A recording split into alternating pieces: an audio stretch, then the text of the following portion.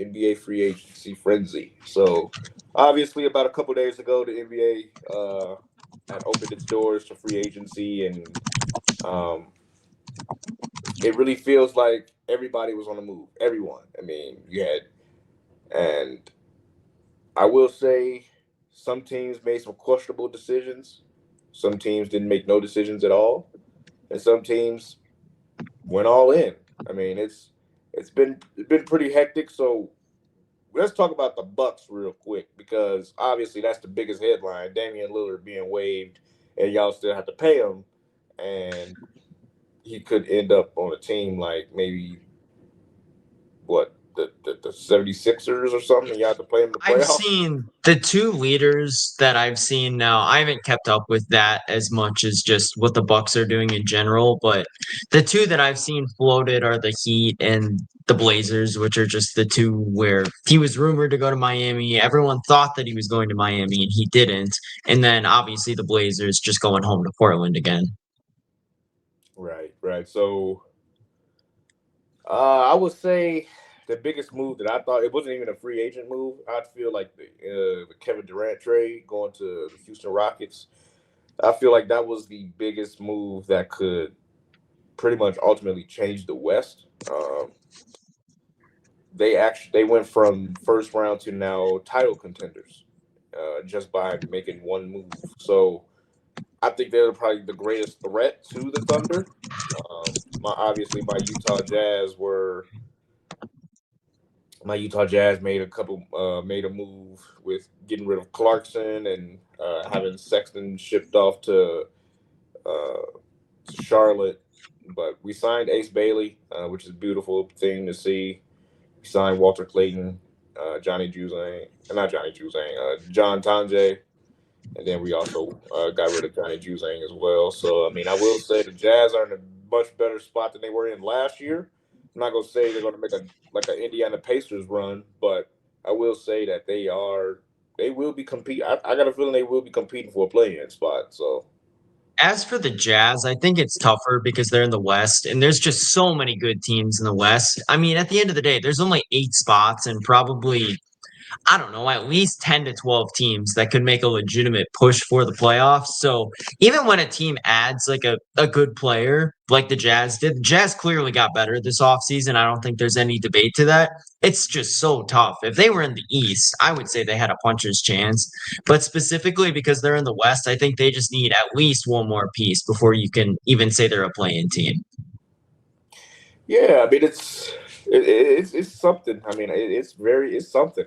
Um, it's very interesting because a lot of people are saying that they feel like the Jazz will be ending up being a sleeper in the West, which I'm not saying they're gonna go that far, but I will say that they may sneak up on a team or two to get into that play-in spot. I don't think they're going to be a top 8 seed like going into the play-in, but I feel like they might be maybe a 10 seed, right around 11, fighting for that 10. So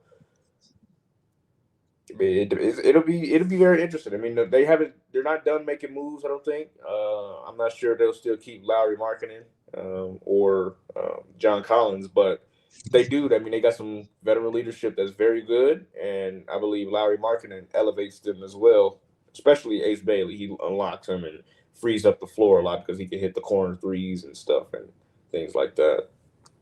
I think moving back over to the East, another team that I thought was a winner just through this whole extended period was Atlanta. I think Atlanta did a really good job retooling their team this offseason. It was clear that the biggest thing that they needed was defense, and they took care of that. They got a new center in Chris Stapps. They added Nikhil Alexander Walker to that roster. So they have a couple really, really good additions from this offseason that I think will really propel them.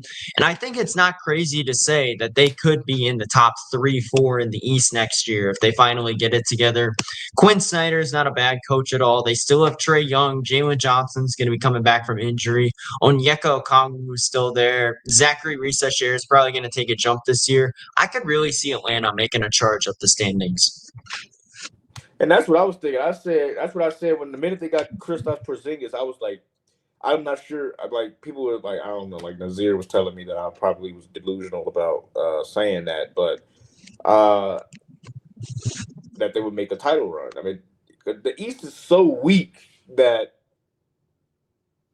if you the East is so weak that a team that low could make a literal Indiana Pacers kind of run in the playoff next year because there's really only two, three teams, maybe the most, that will stand out and be okay. Those three teams will probably be, they will probably end up being in the Eastern Conference Finals. Those three teams are the favorites. You got what the Knicks, the Cavs, and then it drops a tier to the 76ers, and then you got the Pistons still there. But those two teams, the Sixers and the Pistons, are on a different kind of tier. It's tier one and tier two that I believe, and that's where the 76ers and the 76ers and the Pistons are. So that's what I think, and then is everybody else. So I mean, we it's going to be tough too because I think honestly, after the Knicks and the Cavs at 1 and 2, I think that pretty much everyone else has about the same chance of just making noise in the East. I think the Bucks got better this free agency. Now, they got the top prize of the class. Does that make them a legit contender? I don't think so. I think there's just too many holes on this roster. I think Detroit's going to take another step forward. Another team we haven't mentioned yet is Orlando because they didn't make a ton of moves in free agency proper, but that move to add Desmond Bain, I think a lot of the teams in the East this year are just realizing how wide open it's going to be this year. The Cavs were a little disappointing in the playoffs before free agency, or before yesterday, actually. We didn't know what the Knicks coaching situation was going to look like. Boston's going to be down this year because they lost Holiday and Tatum's out for the year, and they lost Porzingis. So it's completely wide open, and pretty much anyone can take it this year. As everyone sees, we have Nazir Spencer on the cast now. So how's your last week been, and how your fourth will be?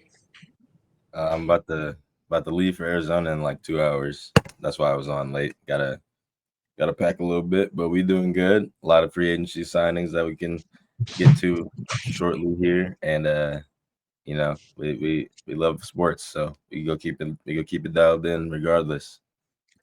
So we were just talking about the most intriguing moves that we thought were the best. So what are your intriguing moves of the NBA free agency so far? Obviously. I really like what the Mavericks and the Hawks are doing. They're really building their team up and down. Like, if the Mavs are healthy, they can come out the West. If the Hawks are healthy, they could make a push for the East, but I'm not sure. I'm not sure if that'll. I don't know. They're still young. I know Trey Young has a little bit of experience, but they're still a lot younger than majority of the league. So, um, I'm not too convinced on the Hawks just yet, but I do see the vision of what they're trying to do. And the worst signing I think was probably what is it? Jesus, Let I me don't even know. guess, Miles Turner. He's one of them. He's one of. I had another one that I just did not like. Um, yeah, I did not like Miles Turner for all those who are watching, only because of this. Let me just break this down for you guys. The Bucks have no picks. You can't control their picks until like 2021, 2020, or 2031, something like that, right? We're the oldest team in the league. Miles Turner, he's okay. I think he's a pretty good center all around, but he's 29 years old. He's turning 30. He's getting out of his prime. I know he just came off of a finals appearance, but that's not enough in my opinion. I feel like DeAndre Ayton. Now people are gonna clown me, say, "Oh my God, Miles Turner's miles ahead." I don't think so. DeAndre Ayton hasn't played meaningful football or basketball since he was on the Suns. They gave up on him. They traded him to the Trailblazers because I don't even know. I don't remember the reason why. But in my head, I'm thinking, so the Bucks are trying to get younger and keep Giannis at the same time while still contending. Why not go pick up a 26-year-old 7-foot center who can he can score better everywhere else besides the 3-pointer with Miles Turner. He doesn't play as good as defense as Miles Turner, but next to Giannis, you got to imagine he would be playing great defense regardless with that superstar next to him. So I'm thinking in my head, why not try to get younger and contend at the same time by getting Miles Turner or DeAndre Ayton? And shipping Miles Turner somewhere else. I'm not saying Miles Turner is horrible because obviously he's not, but he did just come off one of the worst playoff runs of his career, not as a team. But he did not play great throughout the entire playoffs besides the Bucks series, in my opinion, which from what I saw in stats wise. So I'm thinking, why not try to get younger? Why are the Bucks trying to stay old and contend? I know Giannis won a Turner, so I'm not as upset about it. But just from my mindset, why not just try to get younger? That's all I got to say about that. I disagree with you on this one, actually. I don't know if he was worth the amount of money that he was paid. However, he's Brooke Lopez, but 8 years younger. So the Bucks did check a box there. They got younger this offseason. A lot of the older pieces that were part of the old core, Chris Middleton obviously is gone. Brooke Lopez is now gone. They got younger. A lot of their starting lineup is younger guys now. Kevin Porter's not old yet. Gary Trent's still 27, I believe. Kyle Kuzma, for all the crap we give him, is not old. Giannis is still in his prime, and Turner's only 29 right now. So when I look at this, I see Brooke Lopez, but a bit more athletic and just as good in shot blocking. Obviously, he doesn't rebound, but I think they could definitely. I think they got better from this move. How much better? Not sure yet. But Turner's a good defender and he can shoot the three ball, which are the two things that Brooke Lopez did really well. But why would we want to go back to a Brooke Lopez? So I what you're feel like saying? everyone was complaining about Brooke Lopez when he was here. I understand we won a finals with him, but every time Brooke Lopez took a three, no one liked it. No one liked it. I know that for a fact. We don't need a center that can shoot threes and waste a possession for us. We need I would a center argue that the can exact rebound. opposite because Giannis is not a 3-point shooter. Having two non-shooters out there at the same time is not a good You strategy. got shooters all around you. Why do you need two big shooters? You got two great rebounders and inside the arc scorers. I don't get the issue here. So I don't basically, know. what I just heard. So basically, what I just heard. All the players you named were basically a bunch of role players that uh, I wouldn't say past their prime, but they're getting to the back end to where they're not what they used to be.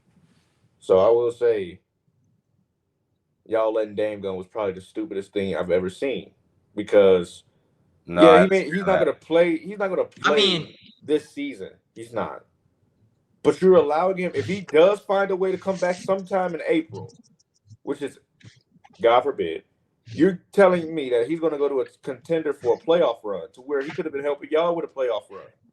So here's the thing I on mean, the that. thing about this is it gives us a bit more flexibility for this season because we were looking at a horrible situation. I don't even think we would have probably had the money to sign Aiton if we didn't make that move. I'm not saying time will tell on Dame, especially because we don't Yeah. know how he's going to come back from his injury either. And it's going to, like I said, we don't know. So if he comes back and he's incredible, then I'm going to probably have to eat my words. But I see what they're trying to do here, and they found a creative way to get rid of him without having to pay him as much money this year for a guy who's not going to play at all. So here's the thing on that. There were people within the Bucks organization who believed after reviewing Dame's Achilles injury that he would not be back for a considerable amount of time, which would make him have to stay in Milwaukee. And Dame did not want to stay in Milwaukee while he was recovering. He wanted to go back to Portland and have his family around him, which is great. But there were people within the Bucks organization who did not think that Dame would be able to return it after looking and reviewing the Achilles injury. Now, I think it was a great idea to cut him because, first of all, he didn't do anything for us. I know he's a fan favorite. He was fun to watch, but got us nowhere. Okay. Two, if he came back off that Achilles injury, we're stuck with nothing. We don't have Brooke Lopez is gone. I know we got Bobby still, but we don't get anything in return in that. Cutting him and signing Miles Turner was a great idea, but I think we should have got even more younger with DeAndre Ayton. That's what I'm arguing. Now, I don't really care about Dame leaving. I'll be honest with you. I was never on the Dame train in the first place. I told myself that I'd never buy his jersey unless they made the conference finals, which they never did. So I'm not really. I don't think that was a dumb move at all. I thought it was actually great. It just sucks that we have to pay him for the next 5 years, but it's better than paying him front money while he's injured for the next 2 or 3 years. You know what I mean? So it's I don't know. I just think we should have got younger. And DeAndre Ayton's right there. I think they would have been very good together, regardless of not being able to shoot threes well. I don't think he needs to do that. I thought it would be perfect for him to rebound, pass to Giannis, shoot it out to KPJ, Gary Trent, AJ Green, any of those, even Kuzma, I guess, on the wing and shoot the shot. And it would have just been great. Maybe allow Giannis to open the floor up a little bit more as well. But Miles Turner should be good. I'm not saying he won't be good. It's just I don't know. I just don't. I think we should have got way younger. But I just don't want another Brook Lopez. I don't think centers need to shoot that many threes. I mean, Yeah, I agree with you on the Dame thing too, because the word I was or like the term I was hearing this entire offseason was gap year, and that they were going to try and convince Giannis that this is a gap year where they just kind of take their lumps a little bit, probably struggle most of the season, but they made it clear that that's not what they're trying to do. They're still trying to win a title this year. They smell blood in the water. I think there's still a chance and a way that they make it out of the East. It's going to be tough, obviously, because I don't think they match up very well with some of those other teams. But with Giannis on the team, you can never really count them out. Yeah, I think I will respond to my. Go ahead, Jay. Yeah, I will respond to my dad. The NBA draft was not trash. We've seen like 10 players that can go and change franchises. I believe. So this year's draft was way better than last year's. It was 10 times better than last year's draft. Like 20 times, bro. Last year was a snooze. This year's draft will actually have impact players in it right away. Ace Bailey. Obviously, Cooper Flag is the next generation of Mike. Jeremiah Fears. Let's talk about it. Like Jeremiah Fears. Like I seen a clip on TikTok where he was doing a one-handed in and out between the legs and went up for a layup, which is absolutely insane. But so I wouldn't say this draft was not trash. This draft was definitely one of the better drafts in the last 2 years. But continue.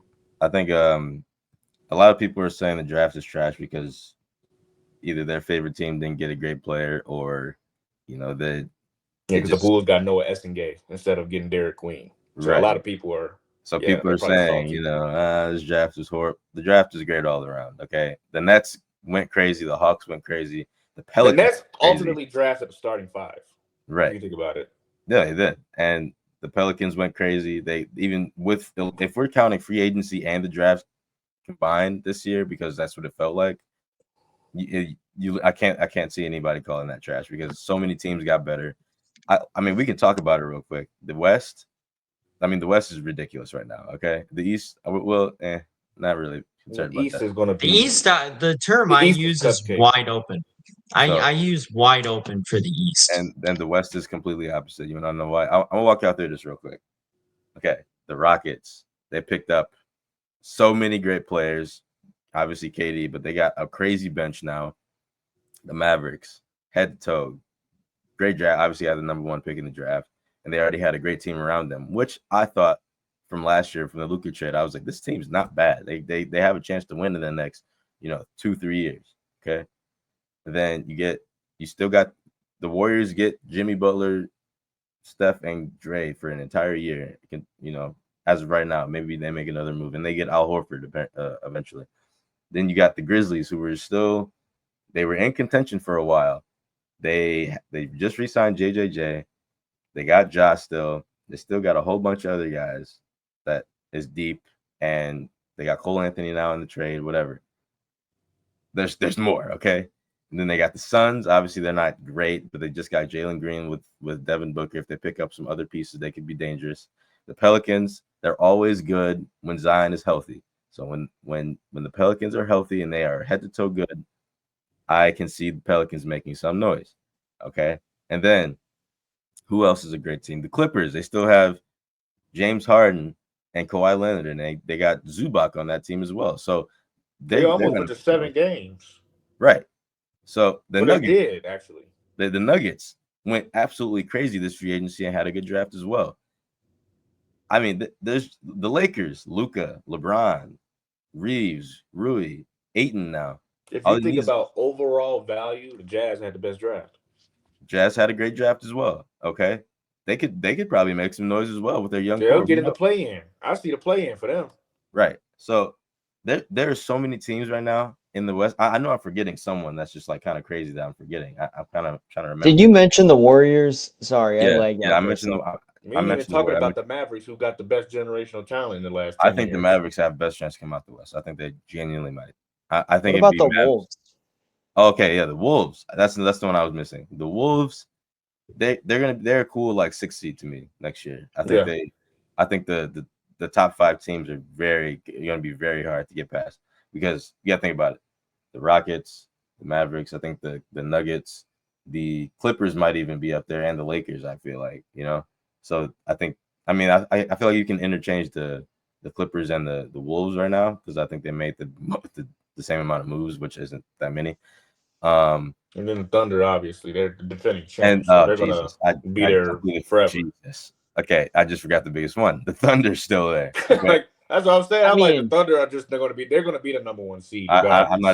I'm not even worried about them. But yeah. So I'm That's just like thinking, 8-9 teams that we just bro. mentioned. I Bro, mean, 10. we might that's pretty see. much the whole conference. We might. The only teams we didn't mention were Portland and New Orleans, I'm pretty sure. No. New Orleans, I mentioned. New Orleans might make some noise. Remember when Zion is healthy? They are actually very good. They make the 8 seed all the time. So look, this is a crazy prediction right now. But I'm calling it. We're gonna see 260 win teams this year in the West. I don't know why, because the East is just not competitive right now. There's going to be teams in the East making the play-in with like 35 wins. Yeah, I mean, There's gonna be 4 teams in the West with 50+ wins. Think I about mean, how at crazy that minimum. is. At minimum. yeah, There's let me. probably, if Think I about had to how crazy guess, that sounds. the 8 seed in the East is probably going to have around 39 to 42 wins, whereas in the West, the 8 seed is probably going to have like 48. Hold on. So, and I'm missing another one. We got the last freaking airbender on the Spurs right now. We're getting enlightened in China. Don't I kind of forgot about him. Wembenyama, he might make some goddamn noise next Literally year. We don't forgot know about Is what's he gonna going to happen. We be forgot coming about back, a though? giraffe. If he comes back next year, yes, he will. I don't know. I don't know if he's coming back or not, but If he comes back next year, he's going to probably top 5 in MVPs. I think the Spurs should trade De'Aaron Fox. Am That I might be a crazy good for move. saying That might that? be a good idea, actually. Because they have 3 guards now. They're really heavy at the guard positions, but I feel like they could get rid of him and get some value somewhere else on the Well, that's roster. kind of hard to do because you don't have nobody coming off the bench. But you got Chris Paul. He's supposed to be there just to, to be that teacher for the young guys. Chris In Paul is my a free opinion, agent. I don't think he's going back to San Antonio either. He's a free agent right now. come to the Jazz, teach Isaiah Collier. I mean, But look, all I gotta say is I mean, you got Dylan Harper West who's is going to come off the ridiculous. bench and probably win Rookie of the Year. Right. He's going to come off the bench. Obviously, obviously Cooper Flag is Rookie of the Year right now. But Come on, man. I gotta stop sleeping on Jeremiah Fear. He's gonna start next to Poole. yeah, he's up there. He's top 4.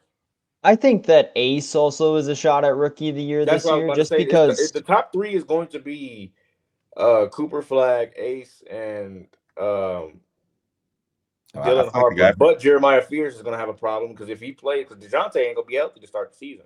So Jeremiah Fears will be starting. I So that's forgot going to that they knock had Dylan Harper DeJounte. down, I believe. That's what Chris. Their team when they're healthy. I'm telling you. Yeah, the thing about them is they're kind of a what if because they just last year they were never healthy at the same time. DeJounte was healthy to start the year last year, was not healthy the rest of the season. Zion was injured to start the year, did not play all the way until like February, so that's why Trey Murphy was able to break out all year. Herb Jones was out most of the year. Who's their center? Who? The For Pelicans. Messi, Okay. 7 foot rookie from last year. Okay. Yeah, that's like their one position of like somewhat need, I would I think say. they It's just just got some. I feel like they just got another center. I don't remember who, but I swear they just got another one. But oh yeah, yeah, didn't they just drafted Queen, didn't they? Um, was it them? Let me I see. thought it was the Pelicans that drafted him. Hold on.